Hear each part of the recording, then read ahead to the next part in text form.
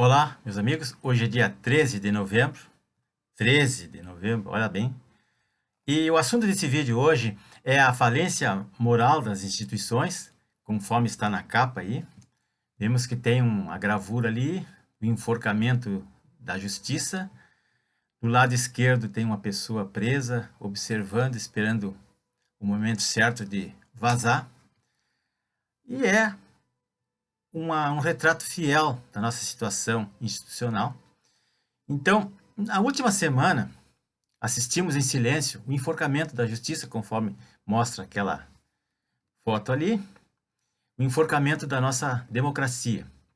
E sob uma decisão esdrúxula daquele sexteto togado que compõe a nossa Corte Maior, que a cada dia mais confiante na ignorância e na nossa passividade como povo do Brasil, desarmado, doutrinado, aparelhado e muito ameaçado, com medo de represálias, porque, por incrível que pareça, nós somos muito valentes lá na torcida de futebol. Lá todo mundo grita, xinga, esperneia. Depois que sai de lá, bota o rabinho entre as pernas e vai para casa.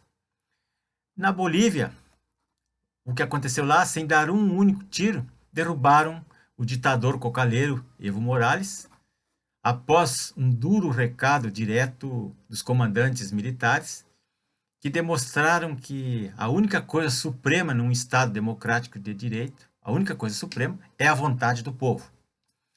Os militares bolivianos, eles comprovaram que tudo pode ser substituído em um país. Nada é eterno nem insubstituível. Pois as instituições, elas são compostas de quê? De servidores, empregados do povo, servidores da pátria, e não de ditadores, não de déspotas, não daqueles que querem se eternizar no poder. Uma pena que os políticos daqui do Brasil não tenham entendido esse recado dado pelo povo boliviano. Talvez por falta de cultura ou por má fé, até mesmo o sexteto que ocupa o prédio lá da Praça dos Três Poderes em Brasília não quer nem saber disso, fazem ouvidos mocos. Eles vivem lá numa bolha e não interessa a angústia do povo e nem a voz rouca das ruas. Então, o que chama atenção foi a rapidez com que as Forças Armadas bolivianas entraram em ação para resolver aquele grave problema institucional. Foi criada essa crise pela quarta reeleição fraudulenta do cocaleiro Evo Morales.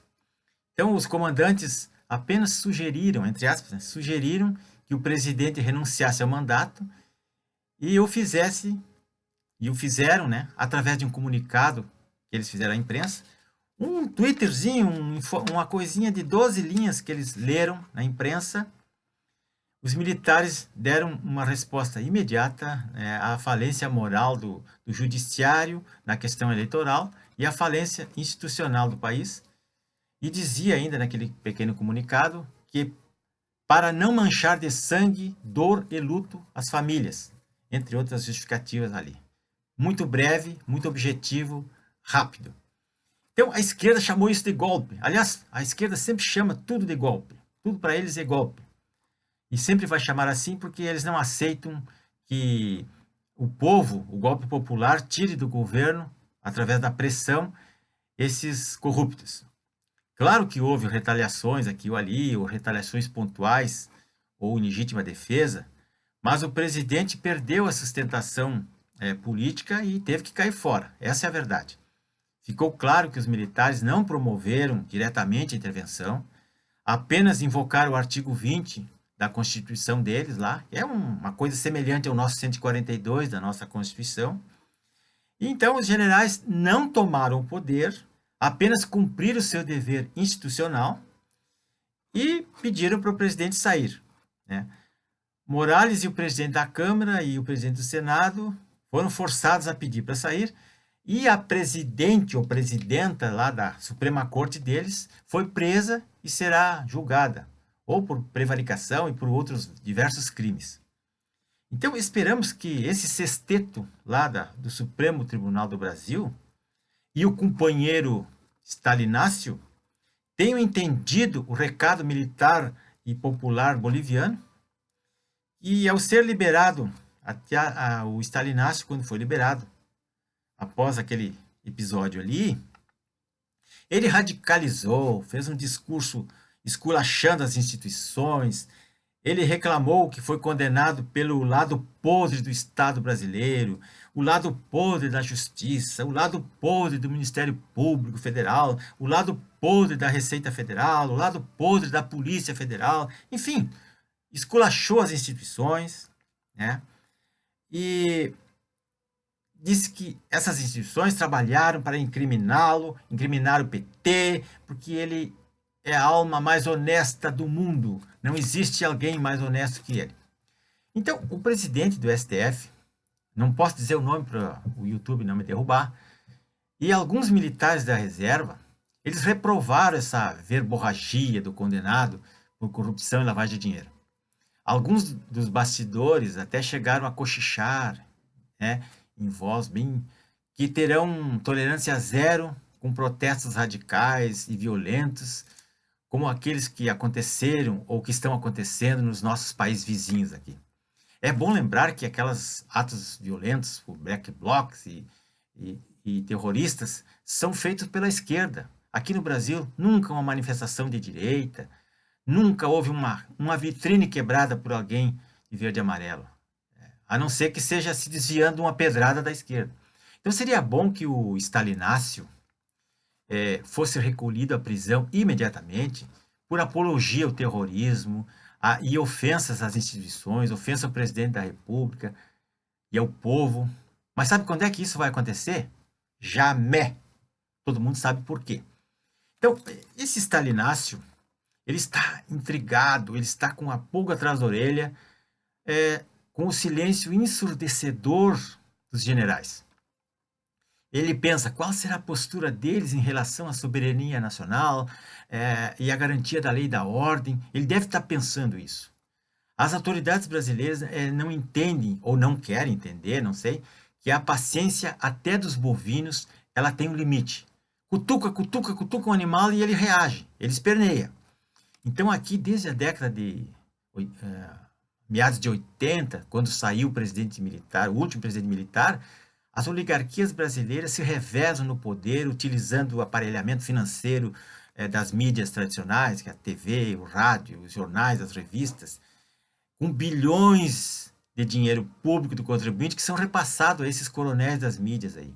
E sob a desculpa de informar o povo que das maravilhas que o governo vem fazendo, vai fazer ou deixou de fazer, e tudo para o bem do povo, para o bem de vocês aí. Então, em nenhum lugar do mundo se vê isso, só no Brasil e nos países comunistas que tem que fazer propaganda do governo, porque senão o governo cai. Tem que dizer que o governo é bonzinho, que é maravilhoso, que está fazendo, que vai fazer. Tem que prometer, porque senão o governo cai. Qual é a obrigação de um político? Se eu sou eleito vereador ou prefeito, a minha obrigação é trabalhar, fazer um bom trabalho, não é fazer propaganda de mim ou da instituição. É obrigação, eu fui eleito para fazer aquilo. Não existe nenhum mérito ou demérito nisso aí. Então o governo precisa fazer propaganda daquilo para o qual foi eleito. Mas por quê? Mas voltando ao sexteto lá da Suprema Corte e também aos presidentes da Câmara e do Senado, é bom entender que a Bolívia um dia pode ser aqui, um dia pode acontecer aqui. Porque os poderes não são eternos, principalmente esses poderes que foram eleitos. Eles não são eternos e podem cair. E após a fala rancorosa e chula do Stalinácio, o presidente do STF veio a público em tom ameaçador. Eu vou ler aqui partes do discurso dele, prestem atenção. Ele disse: o judiciário e a justiça são feitos para pacificação social. Se alguém quer se valer da justiça para a luta social, não vão conseguir. A justiça não tolerará uma crise institucional e saberá agir e a hora e o tempo. E acrescentou: radicalismo não leva a lugar nenhum. O que se espera é que as pessoas tenham a serenidade e pensem no Brasil. E frisou ainda mais: a nação brasileira é devedora das Forças Armadas para a construção do Brasil e para a unidade nacional. Faz me lembrar aqueles discursos quando era soldado no exército, o coronel discursando lá. Porque o exército é a mão amiga, o braço forte, não sei o quê. A leitura que se faz desse discurso aí, que ele diz que o STF, o Judiciário, saberá agir no momento certo.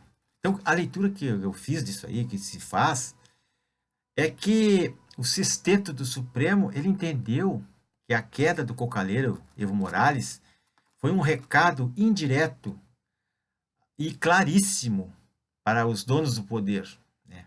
Principalmente aqui no Brasil. E que a vontade popular é de fato soberana, é de fato suprema. E que o poder emana do povo, não é balela, o poder está ali, emana do povo. E não das instituições. As instituições vêm depois. Primeiro vem o povo, depois eu faço as instituições para me representar e para governar.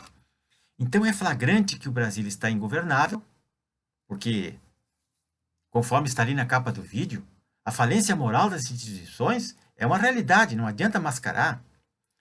Então, o Congresso está cheio de parlamentares delatados, investigados, processados ou em via de serem processados e alguns até condenados, só não são presos porque têm foro privilegiado. Aquilo lá está uma zona. Então, o que disse o presidente da Câmara? Quando alguém sugeriu ou questionou que é preciso convocar uma constituinte no sentido de fazer uma nova Constituição, porque essa aí não permite que se governe o Brasil desse jeito que está. E ele disse, isso não faz sentido. Mas como não faz sentido, cara pálida? Como não faz sentido? Né?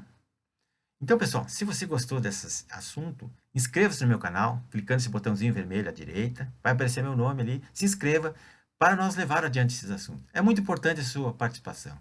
E acredito e agradeço a todos aqueles que já se inscreveram e me acompanham no canal.